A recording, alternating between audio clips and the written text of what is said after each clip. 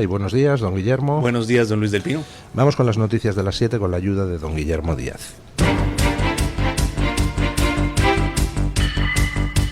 Luis del Pino es Radio Libertad. Hola, muy buenos días y cordial saludo para todos. Comenzamos con la información de este miércoles 21 de mayo contándoles que el juez de la Audiencia Nacional ha imputado a Isabel Pardo de Vera, expresidenta de ADIF y exsecretaria de Estado de Transportes, por presuntas irregularidades en contrataciones realizadas durante su etapa al frente de la empresa pública INECO. La alto cargo deberá declarar el próximo 29 de mayo por posibles delitos de prevaricación y malversación de caudales públicos. La investigación se centra en la contratación de Jessica Rodríguez, escort y expareja de José Luis Ábalos, quien según su propia declaración cobró durante 2 años y medio sin asistir nunca a su puesto de trabajo, primero en INECO y luego en Traxatec, donde fue seleccionada entre 177 candidatos sin constar que se realizara entrevista alguna. El magistrado del Tribunal Supremo que remitió el caso a la Audiencia Nacional consideró que existen suficientes indicios de la participación de Pardo de Vera en lo que calificó como una contratación posiblemente irregular y caprichosa. Hombre, caprichosa. Sí, está bien elegido el adjetivo. Supongo yo que Ábalos estaba encaprichado con la buena señora. Me refiero a Jessica. El caso de Isabel Pardo de Vera es curioso, y es curioso porque sirve para ilustrar un principio pues prácticamente permanente, que es el principio de la fingida superioridad moral de la progresía. Isabel Pardo de Vera declaró como testigo ante el juez que lleva el caso Koldo y negó tener nada que ver con la declaración con la contratación de Jessica. Lo negó, pero vamos, por activa y por pasiva. Luego resulta que estaba perfectamente al tanto de todo el tema de la contratación y sabía perfectamente de qué iba el asunto, de que Ábalos quería colocar a una amiguita en una empresa pública cobrando un sueldo que sale de los impuestos de todos los españoles. Pero lo importante del asunto es que Isabel Pardo de Vera tiene una hermana periodista que resulta que cuando empezó a salir el nombre de Isabel Pardo de Vera a la palestra, pues se volvió histérica, negando de forma violenta que tuviera a su hermana nada que ver en todo esto. No falla nunca, es un principio absolutamente de cumplimiento obligado. Cuanto más pringados están, cuanto más tienen metida la mano en la caja, más pomposos, más agresivos se ponen y más fingen superioridad moral frente a todos los fachas, los propagadores de bulos. Cuanto más ladrones son, más soberbiamente reaccionan ante el dedo que les señala como ladrones.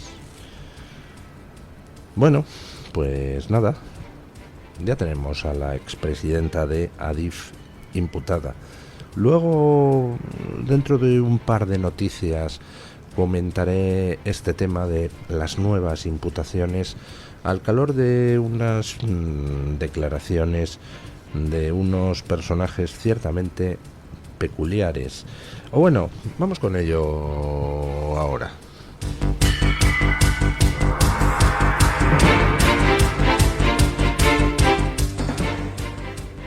Los expresidentes Felipe González y José María Aznar han coincidido en la necesidad de recuperar la centralidad política frente a los extremismos durante el acto donde recibieron la medalla de honor del Consejo Empresarial Alianza por Iberoamérica, CEAPI. Ambos han defendido que la democracia consiste en aceptar al que piensa diferente, manteniendo espacios de encuentro entre ideas distintas. González ha señalado que la democracia vive en un gran espacio de centralidad y ha recordado que aunque mantenían muchas discrepancias, ninguno de los dos estaba ni en la extrema derecha ni en la extrema izquierda. Por su parte, Aznar ha alertado contra el partidismo negativo que busca destruir al adversario y ha advertido que hay que tener cuidado cuando los bajos fondos ascienden porque derivan en populismos destructivos. El expresidente popular también expresó su preocupación por el resurgimiento del antisemitismo, mientras que González definió a Donald Trump como el gran estratega del caos global y advirtió sobre la crisis de gobernanza y la violencia en Iberoamérica. Aznar y González unidos defendiendo recuperar la centralidad, entre comillas, frente a los extremismos. Ustedes, queridos oyentes, son muy jóvenes y no se acuerdan. Yo tengo más años que un loro y me acuerdo perfectamente. Me acuerdo del "váyase, señor González", que Aznar repetía una y otra vez. Lo repetía como parte de una mera pelea política. Hombre, no. Lo repetía dentro de un contexto en el que González había llevado a España a un marasmo de corrupción brutal, donde cada día nos despertábamos con la noticia de una imputación. Y en este sentido hacía yo antes la alusión a las nuevas imputaciones. Hoy sabemos que se ha imputado a la expresidenta de Adif, pero es que tenemos imputados al ex número 2 del Partido Socialista, al hermano del presidente, a la mujer del presidente, al líder del PSOE extremeño, al fiscal general del Estado, etcétera, etcétera, etcétera. En época de González era 3/4 de lo mismo. Bueno, no. Yo creo que ahora ha llegado la cosa a unos extremos infinitamente mayores por las cuantías, pero también nos desayunábamos todos los días con la imputación de alguien nuevo, desde el gobernador del Banco de España al director general de la Guardia Civil, pasando por la presidenta de Cruz Roja española, el que fuera ministro del Interior de González. España era un caos de corrupción, ahora es también un caos de corrupción, quizá mayor. Así que no sé exactamente qué es lo que echa de menos Aznar de la época de González. Echa de menos Aznar, por ejemplo, el tema de que en la época de González se respetaban los procedimientos. No, espera, sí, en la época de González fue cuando operaron los GAL. Y el propio Aznar hizo caballo de batalla de ese tema. ¿Echa de menos Aznar eso en la época de González? González tuvo con Aznar pues un comportamiento, en fin, digamos que mejorable. Le retiró la escolta a Aznar y pocos días después se atentaba por parte de ETA contra él, que luego sería presidente de gobierno. González ni se molestó en ir a ver a Aznar al hospital. Bueno, el tiempo pasa y, en fin, esas pequeñas peleas familiares pues al final se superan y ahora parece que se llevan muy bien los dos. Pero me gustaría preguntarle a Aznar a qué se refiere cuando hace alusión a los extremismos. ¿De qué extremismos habla? ¿De Bildu y de Vox? ¿Son iguales los extremos? En realidad, esta vergonzosa reducción de la realidad por parte de Aznar parte de un error de análisis básico.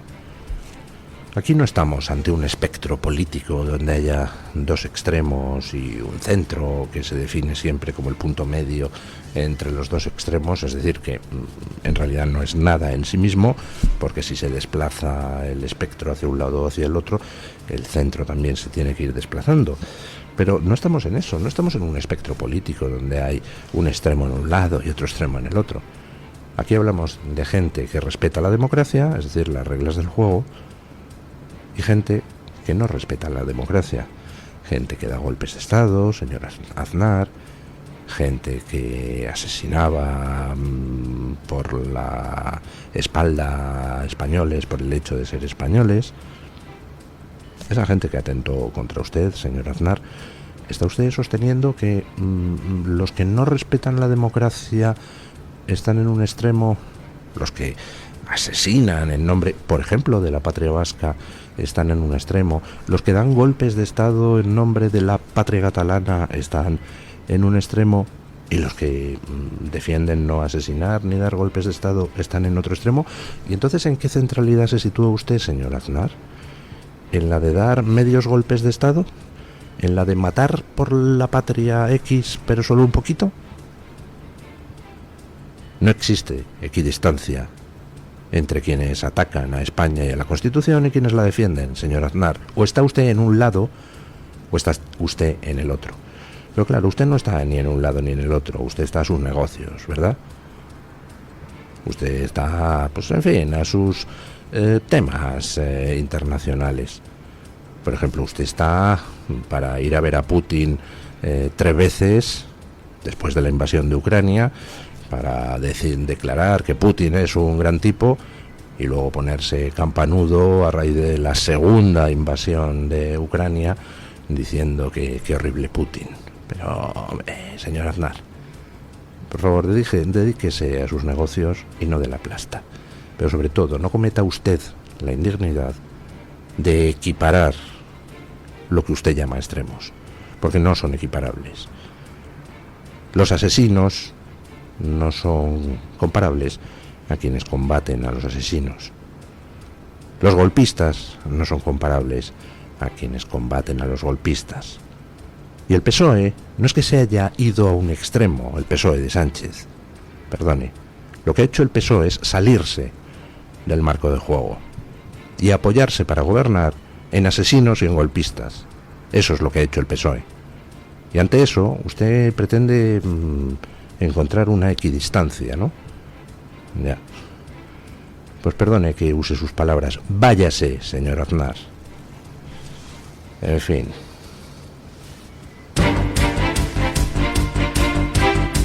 Víctor de Aldama, el principal comisionista de la trama Coldo, presumió ante sus socios de haber gestionado la compra de un Audi Q7 para Santos Cerdán, secretario de organización del PSOE y hombre cercano a Pedro Sánchez. Según fuentes implicadas en la operación, el vehículo no figura a nombre del dirigente socialista, sino de un tercero, lo que ha servido como escudo para desviar acusaciones. A pesar de que Cerdán declaró con ironía que el que encuentre el Audi se lo regalo ante notario, investigadores de la UCO han logrado establecer vínculos entre el coche y su entorno. Aldama también confesó ante el juez que Coldo García entregó 15.000 euros en efectivo a Cerdán en un bar frente a la sede del PSOE, presuntamente para obtener ayuda en una licitación.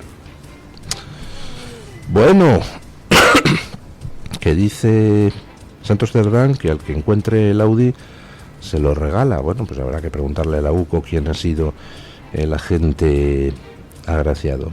Están saliendo numerosas noticias sobre la implicación de Santos Cerdán en toda la trama corrupta. La trama corrupta que, ¿cómo la tendríamos que llamar? ¿La trama Aldama? No. Aldama era un empresario que se había hecho amigo de políticos golfos, golfo el uno, golfos los otros, y bueno, pues a tratar de sacar tajadas. Pero no era el líder. ¿Quién era el líder? ¿Coldo?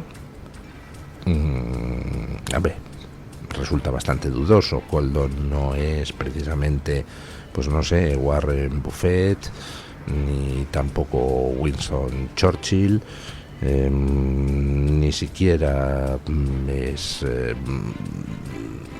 el capo mafioso. Coldo es un chico de los recaos.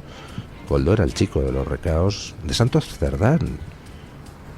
Y luego del uno, de Pedro Sánchez, que es quien le coloca el chico de los recaos a Aldama a Ábalos para que también actúe de chico de los recaos de Ábalos. ¿Quién sería entonces el jefe? ¿Ábalos? Hombre, no. Si está ahí Coldo, que viene de antes de Ábalos y que no era del PSOE valenciano como Ábalos, sino del Navarro, como Santos Cerdán, y a quien Pedro Sánchez ya alababa en un artículo en 2014, el último Udari llamaba a Coldo. Pues entonces está claro que Ábalos tampoco es el jefe. ¿Es Santos Cerdán el jefe? pues ya tendría bastantes más posibilidades, pero de nuevo Santos Cerdán es un hombre de Pedro Sánchez. Al final, el jefe no puede ser otro que Pedro Sánchez. Todo esto, claro, presuntamente, ¿verdad? Pero el caso es que se han estado desarrollando actividades criminales desde el minuto 1 en que Sánchez llegó a la Moncloa, actividades criminales donde estaban implicados, todo esto presuntamente, claro, el número 2 de Sánchez, Ábalos, el posterior número 2 de Sánchez, Santos Cerdán, el chico de los recados de Sánchez, Koldo, un empresario que tenía relación con ellos tres y también con la mujer del presidente, Aldama, y de todo esto, evidentemente es imposible que Sánchez no tuviera noticia. Y lo más probable es que todo funcionara, toda la trama corrupta, con la anuencia, si no con las órdenes directas de Pedro Sánchez el corrupto. Al final, Santos Cerdán aparece mencionado por Aldama como receptor de una mordida además que Aldama dice que se le dio en compensación por que se había llevado una empresa que no estaba en la órbita de Santos Cerdán un determinado contrato, y Santos Cerdán se enfadó, que habéis dado un contrato a estos en lugar de a estos otros que son los de aquí, sin consultarme dais un contrato. Y dice Aldama que le soltó una pasta en dinero negro y ya se calmó Santos Cerdán. Posteriormente, luego lo veremos, pues han ido saliendo datos acerca de esas gestiones de Cerdán en favor de ciertas empresas. Y están saliendo datos como, por ejemplo, pues lo del Audi Q7. Y dentro del Partido Socialista, según informaban los medios hace un par de días, pues empieza a generalizarse una pregunta.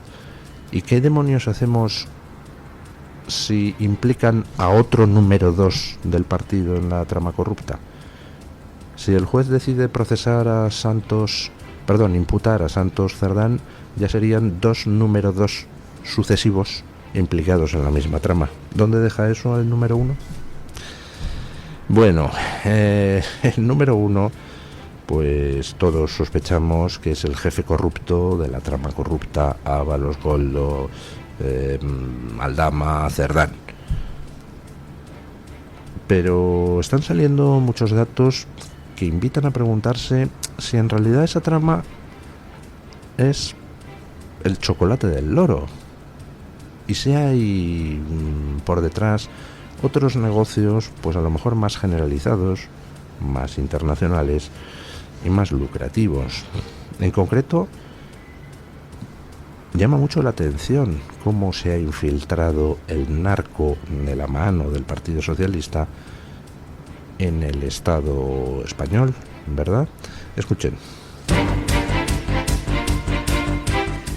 El expresidente del Parlamento Canario, Gustavo Matos, del PSOE, habría ofrecido ayuda a un narcotraficante libanés para frenar inspecciones policiales. Según ha revelado El Mundo, Matos propuso mediar ante el ministro del Interior, Fernando Grande Marlaska, y 2 o 3 ministros más para beneficiar a Mohamed Derbah, actualmente en prisión. La Policía Nacional ha interceptado conversaciones entre ambos en una cafetería.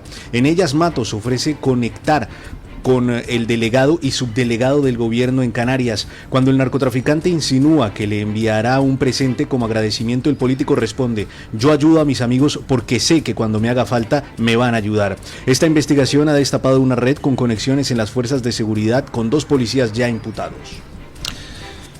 Bueno.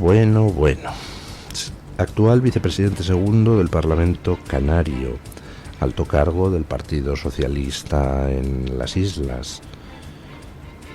El hombre de Pedro Sánchez en las islas cuando Pedro Sánchez se lanzó a la conquista de la Secretaría General del PSOE en aquellas primarias. Y resulta, pues, que se llevaba estupendamente con un capo libanés de la droga, que ahora está en la cárcel.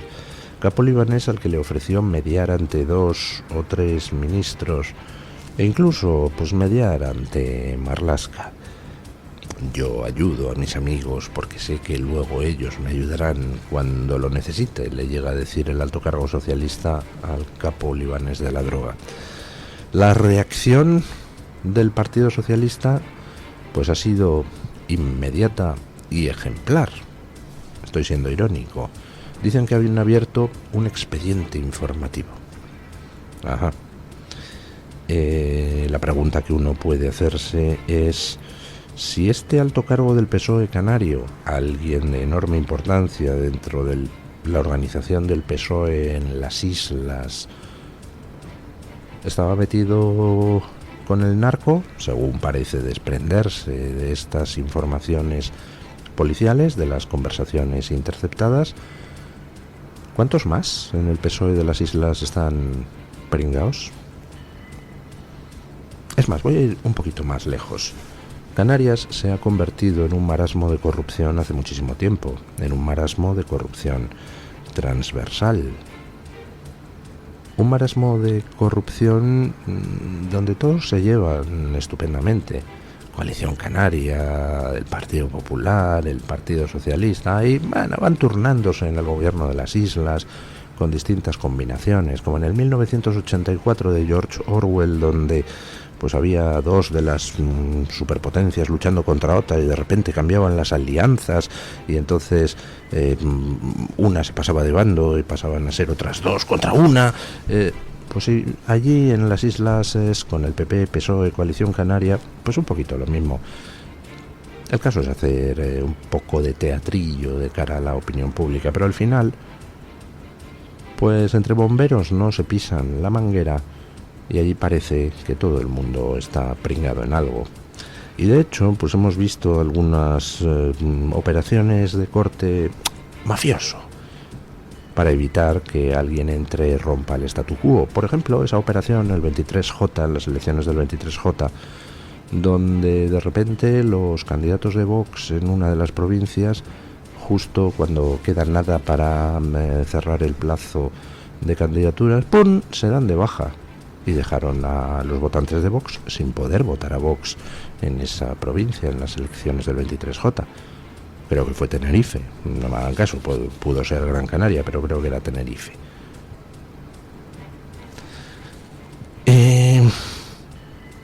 ¿Y por qué pasan esas cosas? Pues bueno, cuando hay una estructura de poder ya consolidado, pues en fin, ¿quién no tiene debilidades? ¿Quién no tiene alguna manera de ser prisionado?